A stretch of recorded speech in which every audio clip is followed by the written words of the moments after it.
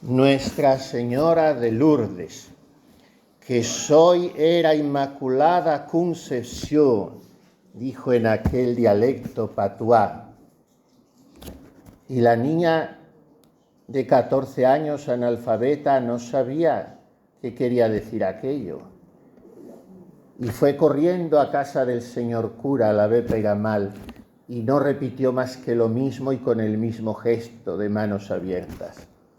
Yo soy la Inmaculada Concepción. El clérigo se llevó las manos a la cabeza, porque hacía solo 4 años que el Papa, hoy beato Pío IX, había promulgado el dogma. La niña ni sabía lo que significaba, y era más lógico que aquella señora blanca de la gruta de Massabielle, junto al río Gave, le hubiese dicho: yo soy la que ha sido concebida inmaculada. Pero no, María expresó el dogma como quien dice: yo soy la limpieza, yo soy la transparencia, yo soy la santidad absoluta, yo soy la pureza total, yo soy, como dijo Benedicto XVI en su viaje apostólico a Lourdes con motivo del 150 aniversario de las apariciones en 2008, yo soy la sonrisa de Dios, dijo aquel Papa sonriente y humilde, que también nos regaló su sonrisa, aunque no la quisimos ver, porque incluso los católicos nos hicimos más caso de sus enemigos. Pero él señaló el valor terapéutico, curativo, sanador de la sonrisa, que pocas se ven hoy por la calle, sino ceños fruncidos, caras largas, gente amargada. María aparece sonriendo. Pero volvamos a esas lecciones de Lourdes que en su encíclica de 1957 el Papa Pío XII recordaba a los peregrinos a aquel lugar. Y nosotros, de una manera ideal, espiritual, también hoy hemos peregrinado a Lourdes, desafiando una tarde tan desapacible y poco convidadora a salir a la calle. Pero veníamos a estar un rato con nuestra madre. Y por tanto lo nuestro es una pequeña peregrinación a esta pequeña gruta donde descubrimos una pequeña y luego gran fuente de curación para nuestros corazones. Y en este sentido, hablando a los peregrinos, Pío XII, como todos los papas, insistía en la práctica asidua de los sacramentos. ¿Cómo es posible que hayamos abandonado de esta manera la confesión? Es posible porque los sacerdotes no nos sentamos a confesar y hemos perdido todos el sentido del pecado. Yo me entiendo con Dios, una religión a la carta. Eso sí, de comulgar no deja a nadie. Y yo digo siempre: ¿cada cuánto limpia usted su casa? ¿Cada 2 o 3 años? ¿O cada semana? Y el alma es más delicada que la casa. Se ensucia mucho con los pecados, aunque estos sean veniales. Por eso hay que recordar la práctica asidua de los sacramentos. Siempre se decía confesión y comunión, no solo comunión. Porque el que come el cuerpo del Señor y bebe su sangre, dice San Pablo nada menos, sin examinar su propia conciencia, se traga su condenación. Por tanto, primero práctica asidua de los sacramentos, después respeto de la moral cristiana en toda la vida. ¿Cómo está esto hoy en el campo de la economía, de la castidad conyugal, de la vida familiar y social y laboral? ¿Cómo está la moral cristiana en toda la vida?, decía el Papa. el alistamiento en las filas de la Acción Católica y de las diversas obras recomendadas por la Iglesia. ¿Cuántos santos dio la Acción Católica? Nuestros abuelos estaban todos en ella. Entonces no había este grupito, el otro grupito, tal fundador y tal, sino todos eran del Papa, la Acción Católica. ¿Cuántos mártires seglares, jóvenes, chicos y chicas, y padres y madres de familia hubo en nuestra cruzada española que dio a la Iglesia 10.000 mártires sin una sola apostasía? Casi todos eran de la Acción Católica. Apóstoles, bien formados, familias ejemplares. Pues también aquello exhortaba el Papa a los peregrinos de Lourdes. Y sobre todo insistía en la conversión individual del peregrino en respuesta al llamamiento de María, que nos llama a eso, a la penitencia. Hoy me ha preguntado una persona, seguramente sea de muchos miles de kilómetros, no la conozco, porque ha escuchado una plática mía por el internet y me preguntaba también por ese conducto, en esos comentarios que se pueden poner debajo. Padre, pero cuando la Santísima Virgen Jesucristo nuestro Señor insiste tanto en la penitencia, ¿quiere decir que tenemos que sufrir dolor físico? Y le he contestado, no, eso es una idea equivocada de la penitencia. La penitencia consiste en dos cosas, las más fáciles y las más difíciles. Porque yo me puedo quedar un día entero sin comer, se acabó, ha pasado ese día y sigo a lo mío. O puedo usar el cilicio, puedo usar penitencias, no. Eso también es recomendable, bueno, pero ¿qué es la penitencia? Sencillamente esto, evitar el pecado y cumplir el propio deber. Una madre, una esposa, un joven, un estudiante, que haga lo que tiene que hacer, evitando ofender a Dios, de una manera continuada durante todos los días, sin hacer nada raro, sin necesidad de dejar de comer ni dormir, ese está haciendo penitencia. Y esta es la penitencia que nos pide la Virgen Santísima, cuando desde Lourdes insiste 3 veces, penitencia, penitencia, penitencia, o sea, cumplir los mandamientos de la ley de Dios y de la Santa Madre Iglesia y cumplir los deberes de vuestro estado, el que sea, religiosa, casada, lo que sea. Esa es la penitencia. Y esta es la conversión del corazón a la que nos llama la Virgen Santísima. En este mundo que escribía ya Pío XII hace 3/4 de siglo, en este mundo que conoce una terrible tentación de materialismo. Ese materialismo está en la forma de pensar, en la filosofía que preside nuestra sociedad. Ese materialismo está en la economía que hoy conduce con un capitalismo salvaje al primer mundo para que siga explotando a los pobres, para que no se distribuyan justamente las riquezas, para que a tantos nos sobre, mientras que a otros les sigue faltando.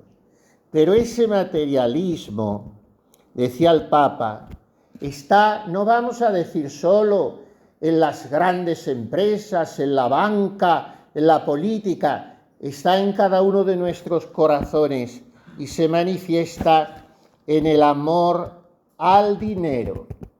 Es verdad que esto se ve más en las empresas modernas que influyen en muchas determinaciones que pesan en la vida de los pueblos. Pues no hay más que salir a la calle, está todo carísimo, según eso se condiciona la vida de las familias, no se tienen más que un hijo o 2, los matrimonios tardan en casarse porque no pueden encontrar vivienda, se ha hecho un sistema invivible.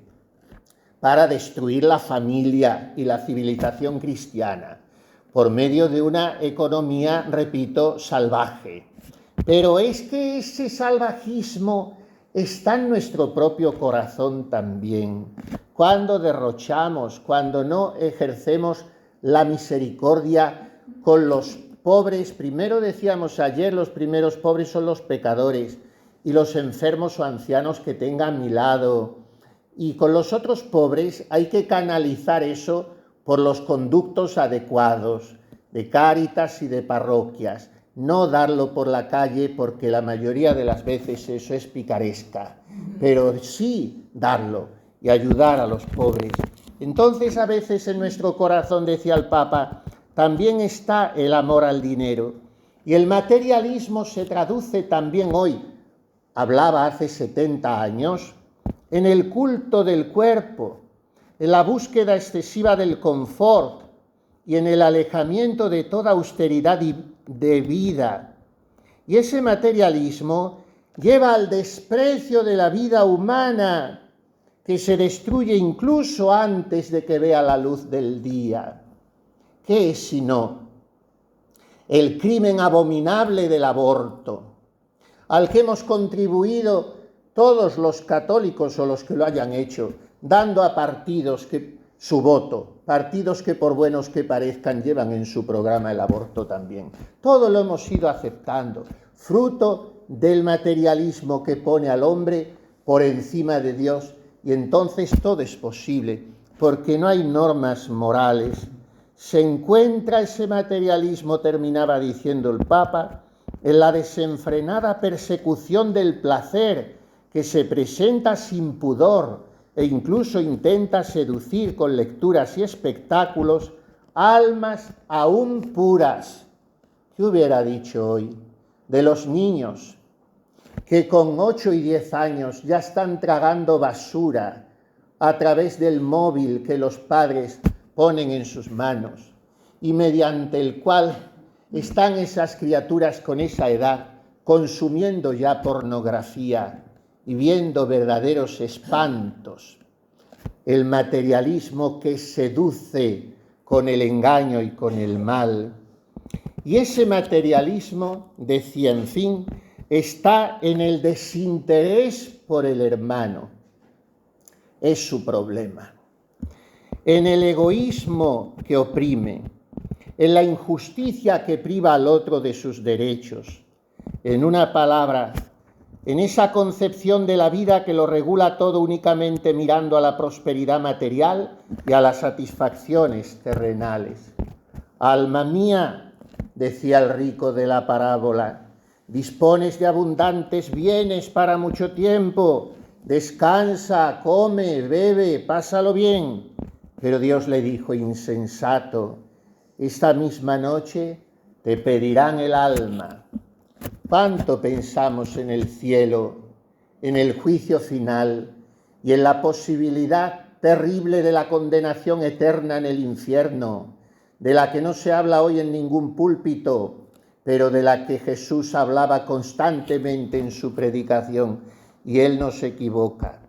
Y la Virgen Santísima vino para eso, para recordarle a Bernardita y en ella a todos nosotros que una sola cosa es la que importa: vivir de tal manera en esta tierra que vayamos al cielo. Tanto que aquella niña encantadora que llegó a convertir a algunos ateos franceses solamente del modo que la veían haciendo la señal de la cruz. ¿Cómo lo hacemos nosotros? ¿Cómo estamos en la iglesia? ¿Cómo es nuestra relación con Dios? Y aquella niña decía, cuando se ha visto a Nuestra Señora no se tiene más que un deseo, el de morir para verla de nuevo.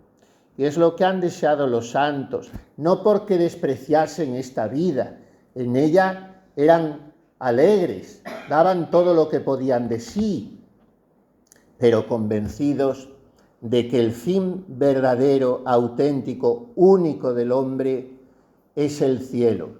Todo pasa y todo pasa muy deprisa, y cuando llegue la hora postrera nos alegraremos de haber dicho muchas veces el Ave María. Yo lo pienso siempre.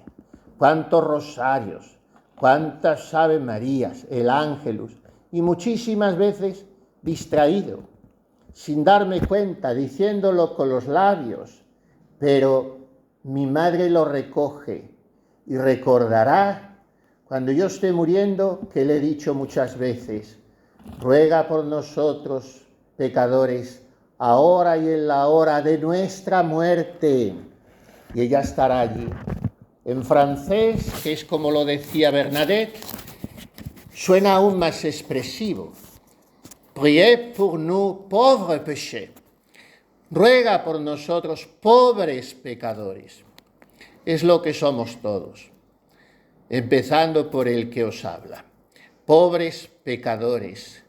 Y como la Virgen es madre de los pobres y es refugio de los pecadores, ella goza en llamarnos una vez y otra a penitencia, que es lo mismo que decir conversión. Qué duro el mensaje de Lourdes, con lo breve que es, con lo poco que habla la Virgen, pero qué insistencia 3 veces seguidas. Penitencia, penitencia, penitencia. Es que no es eso que te imaginas.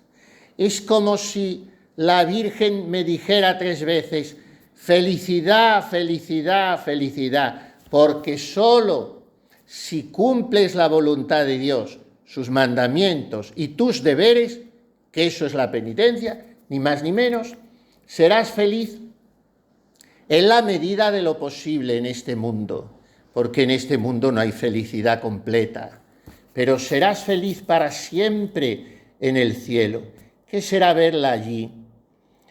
A esa mujer toda blancura, toda pureza, toda paz, a quien Bernardita decía que solo se deseaba morir para verla de nuevo, que ella esté con nosotros a la hora de nuestra muerte y que esté también con nuestros seres queridos y con todos aquellos a los que hoy encomendamos a su misericordia maternal.